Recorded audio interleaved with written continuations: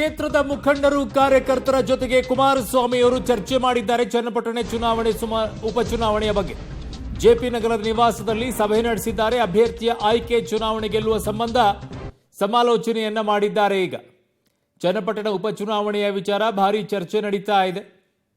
JDS ಅಭ್ಯರ್ಥಿ ಆಗಬೇಕಾ ಅಥವಾ BJP ಅಭ್ಯರ್ಥಿ ಆಗಬೇಕಾ? ಯಾರೇ ಆದರೂ ಕೂಡ ಒಬ್ಬ ಮೈತ್ರಿ ಅಭ್ಯರ್ಥಿ ಆಗ್ತಾರೆ. ಯಾರನ್ನ ಕಣಕ್ಕಿಳಿಸ್ತಾರೆ ಅನ್ನೋದ್ರ ಮೇಲೆ ಸ್ಥಳೀಯ ಜೆಡಿಎಸ್ನವರು ಮತ್ತೆ ಬಿಜೆಪಿಯವರು ಸಪೋರ್ಟ್ಗೆ ಇಳಿತಾರೆ.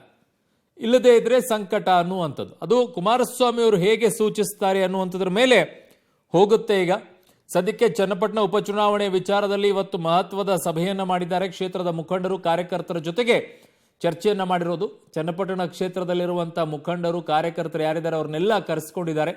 ಕೇಂದ್ರ ಸಚಿವರಾಗಿರುವಂತಹ ಕುಮಾರಸ್ವಾಮಿ ಅವರು ಈಗ ಅವ್ರಿಗೆ ಕೇಂದ್ರದಲ್ಲಿ ಜವಾಬ್ದಾರಿ ಇದೆ. ರಾಜ್ಯದಲ್ಲಿ ಈಗ ಅವರು ಬಿಟ್ಟಂತಹ ಚನ್ನಪಟ್ಟಣ ಕ್ಷೇತ್ರನೇ ಇದೆ, ಅದನ್ನ ಉಳಿಸಿಕೊಳ್ಬೇಕಾಗಿರುವಂತಹ ಸವಾಲು ಅವ್ರ ಮುಂದೆ ಇದೆ. ನನ್ನ ಸಹೋದ್ಯೋಗಿ ಈಗ ಮಸೂದ್ ನನ್ನ ಸಂಪರ್ಕದಲ್ಲಿ ಸಿಗ್ತಾ ಇದ್ದಾರೆ. ಮಸೂದ್, ಒಂದು ಕಡೆಗೆ ಕೇಂದ್ರದಲ್ಲಿ ಮಂತ್ರಿಯಾಗಿ ಕೇಂದ್ರದಲ್ಲಿರುವಂತಹ ಜವಾಬ್ದಾರಿಯನ್ನು ವಹಿಸಿಕೊಂಡಿದ್ದಾರೆ. ಬಟ್ ಅವ್ರಿಗೆ ಬಹುದೊಡ್ಡ ಸವಾಲಿರುವಂತದ್ದು ಅವರು ಬಿಟ್ಟುಕೊಟ್ಟಂತಹ ಕ್ಷೇತ್ರ ಚನ್ನಪಟ್ಟಣವನ್ನ ಉಳಿಸಿಕೊಳ್ಬೇಕಾಗಿರುವಂತದ್ದು. ಯಾರು ಆಗ್ತಾರೆ? ಬಿಜೆಪಿಯಲ್ಲಿರುವಂತಹ ಕ್ಯಾಂಡಿಡೇಟಿಗೂ ಅಥವಾ ಜೆಡಿಎಸ್ ನಲ್ಲಿರುವಂತವ್ರಿಗೆ ಕೊಟ್ಬಿಟ್ಟು ಮೈತ್ರಿ ಅಭ್ಯರ್ಥಿ ಅನ್ನುವಂಥದ್ದು ಯಾರಾಗಬಹುದು? ಏನ್ ಚರ್ಚೆ ಆಗಿದೆ? ಅರುಣ್, ರಾಜ್ಯದಲ್ಲಿ ಈಗ 3 ಬೈ ಎಲೆಕ್ಷನ್ ನಡೆಯಬೇಕಾಗಿದೆ. ಅದರಲ್ಲಿ ಹೈ ವೋಲ್ಟೇಜ್ ಅಂದರೆ ಚನ್ನಪಟ್ಟಣ ವಿಧಾನಸಭೆ ಕ್ಷೇತ್ರ. ಕುಮಾರಸ್ವಾಮಿ ಅವರು ರಾಜೀನಾಮೆ ಕೊಟ್ಟ ನಂತರ ಆ ಕ್ಷೇತ್ರ ತೆರವಾಗಿದೆ. ಈಗ ಮೈತ್ರಿ ಪಕ್ಷಗಳ ನಡುವೆ ಒಂದು ರೀತಿಯಲ್ಲಿ ಈಗ ನಿಧಾನಕ್ಕೆ ಜಟಿಲತೆ ಶುರು ಆಗ್ತಾ ಇದೆ. ಆ ಒಂದು ವಿಚಾರದಲ್ಲಿ, ಆ ಉಪಚುನಾವಣೆಯಲ್ಲಿ ಯಾರು ಅಭ್ಯರ್ಥಿ ಆಗಬೇಕು ಮುಖ್ಯವಾಗಿ ಚನ್ನಪಟ್ಟಣದಲ್ಲಿ ಅನ್ನುವಂಥ ವಿಚಾರದಲ್ಲಿ ಎರಡೂ ಪಕ್ಷಗಳ ನಡುವೆ ಇನ್ನೂ ಕೂಡ ಅಧಿಕೃತವಾಗಿ ಮಾತುಕತೆ ಆಗಿಲ್ಲ. ಆದರೆ ಅಭ್ಯರ್ಥಿ ನಾನೇ ಆಗಬೇಕು ಅನ್ನುವಂತಹ ಇಚ್ಛೆ, ಆಕಾಂಕ್ಷೆಯನ್ನು CP ಯೋಗೇಶ್ವರ್ ಅವರು ವ್ಯಕ್ತಪಡಿಸಿದ್ದಾರೆ. ಕುಮಾರಸ್ವಾಮಿ ಅವರಿಗೆ ನೀವೇ ಅಭ್ಯರ್ಥಿಯಾಗಿ ಅನ್ನುವಂಥ ಕುಮಾರಸ್ವಾಮಿ ಹೇಳಿದ್ದಾರೆ ನನಗೆ ಅನ್ನುವಂಥ ಹೇಳಿಕೆಯನ್ನು ಕೂಡ ಮೊನ್ನೆ ಕೊಟ್ಟರು. ಆ ನಂತರ ಕುಮಾರಸ್ವಾಮಿ ಅವರು ಮಾತನಾಡಿ, ಇದುವರೆಗೆ ಯಾವುದೇ ಸಭೆ ಆಗಿಲ್ಲ, ಯಾವುದೇ ಚರ್ಚೆ ಆಗಿಲ್ಲ, ಎರಡೂ ಪಕ್ಷಗಳ ನಾಯಕರು ಕೂತು ಚರ್ಚೆ ಮಾಡ್ತೇವೆ ಅಭ್ಯರ್ಥಿ ಯಾರಾಗಬೇಕು ಅನ್ನುವಂಥ ವಿಚಾರದಲ್ಲಿ ಅಂತ ಹೇಳಿದ್ರು. ಎಲ್ಲ ಒಂದು ಕಡೆ CP ಯೋಗೇಶ್ವರ್ ಹೇಳಿಕೆಗೆ ಕೌಂಟರ್ ಅನ್ನು ಕೂಡ ಕುಮಾರಸ್ವಾಮಿ ಅವರು ಕೊಟ್ಟರು.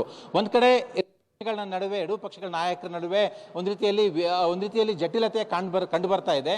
ಅಷ್ಟು ಈಸಿ ಅಲ್ಲ ಅಭ್ಯರ್ಥಿ ಯಾರಾಗ್ತಾರೆ ಅನ್ನುವಂಥ ವಿಚಾರದಲ್ಲಿ ಎರಡೂ ಪಕ್ಷದವರು ನಿರ್ಧಾರ ತೆಗೆದುಕೊಳ್ತಾರೆ ಅಂತ. ಈ ಮಧ್ಯೆ ಇವತ್ತು ಚನ್ನಪಟ್ಟಣ ಕ್ಷೇತ್ರದ ಮುಖಂಡರು, ಜೆಡಿಎಸ್ ಕಾರ್ಯಕರ್ತರನ್ನ ತಮ್ಮ ನಿವಾಸ JP ನಗರದ ನಿವಾಸದಲ್ಲಿ ಕರೆದು ಸಮಾಲೋಚನೆಯನ್ನು ಕುಮಾರಸ್ವಾಮಿ ಮಾಡಿದ್ದಾರೆ.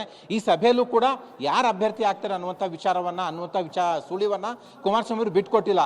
ಆ ಒಂದು ವಿಚಾರದಲ್ಲಿ ಇನ್ನೂ ಕೂಡ ಅಡ್ಗೋಡೆ ಮೇಲೆ ದೀಪ ಇಡುವಂತಹ ಹೇಳಿಕೆಯನ್ನೇ ಕುಮಾರಸ್ವಾಮಿ ಅವರು ಕೊಟ್ಟಿದ್ದಾರೆ. ಮುಖ್ಯವಾಗಿ 3 ಉಪಚುನಾವಣೆ ಪೈಕಿ ಮೈತ್ರಿ ಧರ್ಮ ಪಾಲನೆ ಆಗಬೇಕು ಅಂದರೆ 2:1 ಆಗಬೇಕು. ಅಂದರೆ ಚನ್ನಪಟ್ಟಣ JDS ಹೋಗಬೇಕು ಆ ಲೆಕ್ಕಾಚಾರ ನೋಡಿದ್ರೆ. ಆದರೆ JDS ಮುಖಂಡರು ಮತ್ತೆ ಅಲ್ಲಿ ಕ್ಷೇತ್ರದಲ್ಲಿ ಒಂದು ಸ್ವಲ್ಪ ಟ್ರೆಂಡು CPI ಪರ ಇದೆ ಅನ್ನುವಂಥ ಮಾತುಗಳು ಕೇಳಿ ಬರ್ತದೆ. ಆದರೆ ಕ್ಷೇತ್ರ ಬಿಟ್ಕೊಡೋಕ್ಕೆ ಕುಮಾರಸ್ವಾಮಿ ಎಲ್ಲ ಒಂದು ಕಡೆ ಹಿಂದೇಟ್ ಹಾಕ್ತಿದ್ದಾರೆ. JDSನಲ್ಲೇ ಕ್ಷೇತ್ರ ಉಳಿಸ್ಕೋಬೇಕು ಅನ್ನುವಂತಹ ಪ್ರಯತ್ನ ಮಾಡ್ತಿದ್ದಾರೆ ಅನ್ನುವಂತಹ ಆರೋಪ ಆಕ್ಷೇಪಗಳು BJP ವಲಯದಿಂದಲೂ ಕೂಡ ಕೇಳಿ ಬರ್ತಿದ್ದಾವೆ. ಸದ್ಯಕ್ಕೆ ಚನ್ನಪಟ್ಟಣ ಅಭ್ಯರ್ಥಿ ಯಾರು, ಮೈತ್ರಿ ಪಕ್ಷದಿಂದ ಯಾರು, BJP ಅವರು ಆಗ್ತಾರೆ, JDSನವರು ಆಗ್ತಾರೆ ಅನ್ನುವಂಥ ವಿಚಾರ ಇನ್ನೂ ಕೂಡ ಹಾಗೆ ಗೊಂದಲ ಮುಂದುವರೆದಿರುವಂಥದ್ದು. ಇನ್ನೂ ಕೂಡ ಕುಮಾರಸ್ವಾಮಿ ಸುಳಿವು ಬಿಟ್ಕೊಡ್ತಿಲ್ಲ. ಈ ವಿಚಾರದಲ್ಲಿ ಸೀಕ್ರೆಸಿಯನ್ನು ಮೇಂಟೈನ್ ಮಾಡ್ಕೊಂಡು ಹೋಗ್ತಿದ್ದಾರೆ. ಇನ್ನು ಹೈಕಮಾಂಡ್ ನಾಯಕರ ಜೊತೆ ಚರ್ಚೆ ಮಾಡಿ ತೀರ್ಮಾನ ಮಾಡ್ತೀವಿ ಅಂತ ಇವತ್ತಿನ ಸಭೆಯಲ್ಲಿ ಪಕ್ಷದ ಮುಖಂಡರು ಕಾರ್ಯಕರ್ತರಿಗೆ ಹೇಳಿ ಕಳಿಸಿದ್ದಾರೆ. ಇನ್ನೊಂದು ಕಡೆ CP ಯೋಗೇಶ್ವರ್ ಅವರು ಕುಮಾರಸ್ವಾಮಿ ಅವರೇ ತೀರ್ಮಾನ ಮಾಡಬೇಕು, ಕುಮಾರಸ್ವಾಮಿ ಅವರೇ ಘೋಷಣೆ ಮಾಡಬೇಕು ಅನ್ನುವಂಥ ವಿಚಾರದಲ್ಲಿ ಬದ್ಧವಾಗಿದ್ದಾರೆ. BJP ನಾಯಕರು, ಇತರೆ ಚನ್ನಪಟ್ಟಣದ ಆಚೆಗಿನ BJP ನಾಯಕರು ಈ ವಿಚಾರದಲ್ಲಿ ಮೌನವಾಗಿರುವಂಥದ್ದು. ಹೈಕಮಾಂಡ್ ಮತ್ತೆ ಕುಮಾರಸ್ವಾಮಿ ಅವರಿಗೆ ಈ ವಿಚಾರ ಬಿಟ್ಬಿಟ್ಟು BJP ನಾಯಕರು ಸುಮ್ಮನೆ ಇದ್ದಾರೆ. ಆದರೆ CP ಯೋಗೇಶ್ವರ್ ಮಾತ್ರ ಪ್ರಯತ್ನ ಮುಂದುವರಿಸಿದ್ದಾರೆ. ಹಾಗಾಗಿ ಯಾರಾಗ್ತಾರೆ ಅನ್ನುವಂಥದ್ದು ಯಾವಾಗ ಗೊತ್ತಾಗುತ್ತೆ ಅನ್ನುವಂಥದ್ದು ಕೂಡ ಕಾದು ನೋಡಬೇಕು. ಉಪಚುನಾವಣೆ ಘೋಷಣೆ ಆದಾಗ ಈ ವಿಚಾರ ಬಯಲಿಗೆ ಬರುತ್ತಾ, ಬಹಿರಂಗ ಆಗುತ್ತಾ ಯಾರು ಅನ್ನುವಂಥದ್ದು ಕೂಡ ಕಾದು ನೋಡಬೇಕಾಗುತ್ತೆ. ಅರುಣ್. ಓಕೆ ಮಸೂದ್, ಮೇಲೆ ಮಾಹಿತಿಗೆ ಧನ್ಯವಾದಗಳು.